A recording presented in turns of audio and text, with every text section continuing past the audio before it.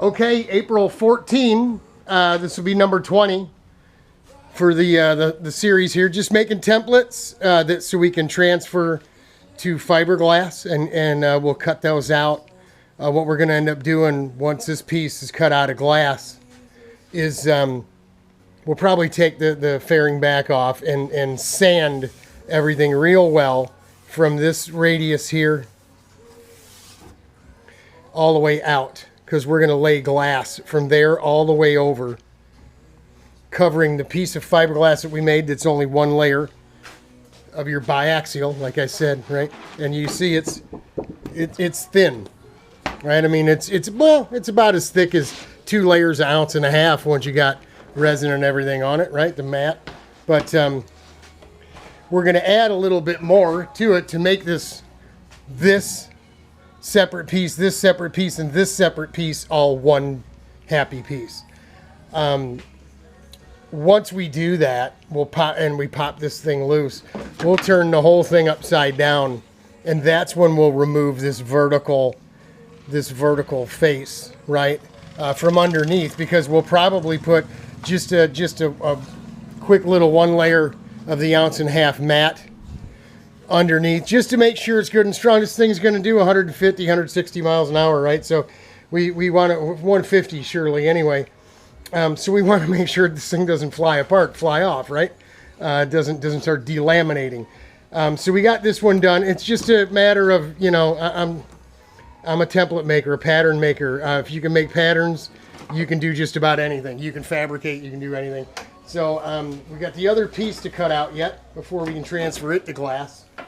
And all I did was use this side, just determine was this radius and this flat here going to fit better than here's. And I ended up using the inside here. As you can see, it's got a gap here.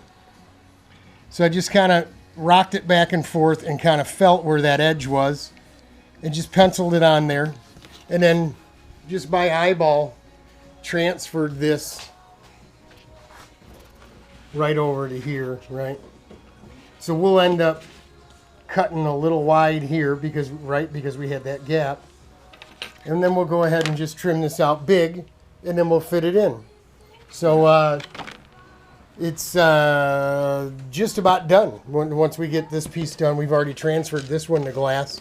We'll transfer that one tomorrow. We probably won't get to it tonight. But tomorrow we'll cut them out, and then you just sand the edges, because this stuff isn't exactly dead straight. Everything's kind of got a little wowie to it, and then we'll fit it in there, as best we can. And we'll probably use that once it's all sanded and prepped and ready to go. We'll use a little filler, some of the resin and microspheres that we use for filler, right?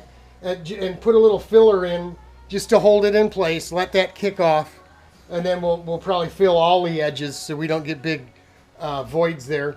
Especially here, we'll put masking tape or something underneath there, and we'll just spread the filler in there and fill all that up, because we're going to lay glass, right? We're going to end up a little bit of glass and then some filler. Some of the obviously the final filling and fairing and sanding is all going to be done by our buddy Patrick, right? He's the body man / painter.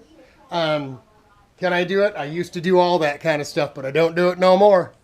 So that's why I got Richard the welder, Patrick the body and paint man, and I'm just the designer / fabricator, composite guy, whatever.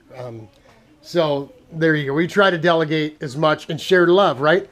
Patrick is obviously going to get paid for his time. My brother Rich is going to get paid for his time. And I, to be completely honest, I hope this doesn't upset John or anyone else, because I don't mean it in a derogatory way. But you've all watched these videos. You've seen how time-consuming all this stuff was. No chance I'm gonna get paid for the amount of time I got put into this. Otherwise, the go-kart wouldn't be worth what he's got into it. Obviously, may not be at this point, but hey, that's why we do this stuff. John wanted something custom. We wanted to do it, so when it gets to the track, just like the GSXR 600 that we built, It looked a little funky. It didn't behave. But each time it went to the track, it drew a lot of attention, and you know, we got the credit for it. So that's what it's all about. We're gonna get this one finished, and we're gonna keep going. We got other ones to build too. So back to the templates. We'll get everything cut out tomorrow once I start goobing the stuff in place and get ready to do the glass after everything's prepped. I'll bring you back, and maybe I'll just stick you up here on the wall, and you can watch me do it. Godspeed, God bless. We got tomorrow, the 15th, me and the wife running out looking at 2 different properties. So Glenda, pray for us. You and Randy, John DeBat's out there. Any praying buddies that we've got? Todd, say, hey, buddy, how's it going down here in Tennessee?